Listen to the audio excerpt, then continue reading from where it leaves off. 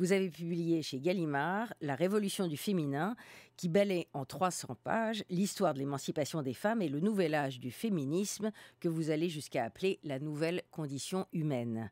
En gros, l'histoire des femmes a deux âges, si j'ai bien compris. D'un côté, des millénaires de domination et de l'autre, 50 à 70 ans de libération. Parce qu'on peut dire au fond que depuis Aristote, pour lequel les femmes n'étaient que l'instrument de la gestation, et jusqu'au 19e siècle compris, où les femmes sont confinées au foyer, bien peu de choses ont changé.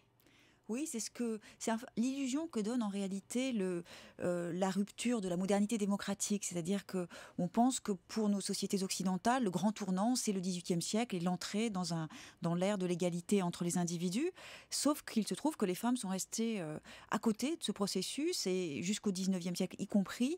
Le schéma qui a prévalu, c'est celui qui assignait les femmes à la sphère domestique et qui réservait aux hommes et aux seuls hommes la sphère publique et la sphère politique. Rousseau lui-même, fidèle à son idée d'état de nature, finalement, renvoie les femmes à la reproductivité.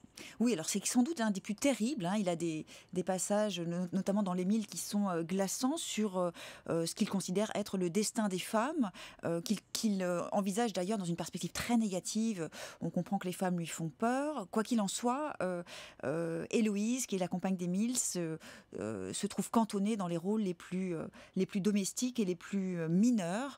Donc le grand penseur de la démocratie est aussi un grand penseur de l'exclusion des femmes. Et même un homme comme Condorcet, qui a eu le sentiment qu'il fallait offrir aux femmes un débouché d'ordre civique, enfin une égalité presque politique, en tout cas bien avant le suffrage universel bien sûr, mais c'est la femme citoyenne, mais à part ça, peu de changements. Oui, ce qui est étonnant, c'est que Condorcet, qui est sans doute... Citoyenne passive, en quelque sorte. Absolument.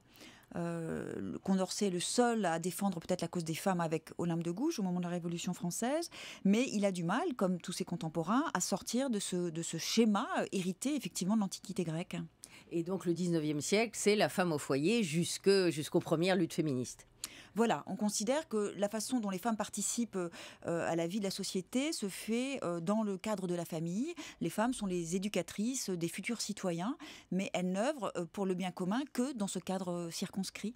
Pour moi, la grande césure, c'est bien évidemment la césure des années 70, la seconde vague féministe, qui est, du point de vue des femmes, le vrai tournant moderne. Alors, la seconde vague, la première vague étant l'égalité politique. Voilà, c'est ça, la lutte pour les droits civils et politiques de la fin du 19e et du début du 20e.